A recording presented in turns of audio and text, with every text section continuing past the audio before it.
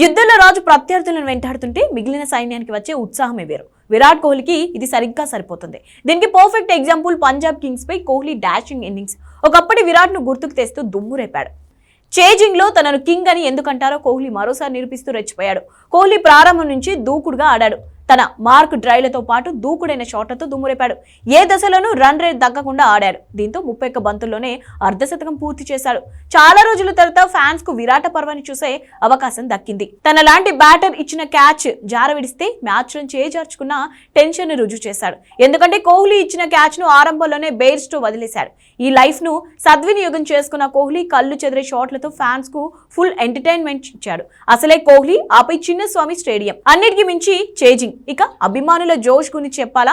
అందుకే రెండో ఇన్నింగ్స్ లో కోహ్లీ క్రీజులో ఉన్నంతసేపు విరాట జపంతో స్టేడియం హోరెత్తిపోయింది. ఆహా, ఇదే కదా మాకు కావాల్సింది అంటూ ఫ్యాన్స్ స్టేడియంలో ఊగిపోతూ విరాట్ బ్యాటింగ్ ను ఆస్వాదించారు.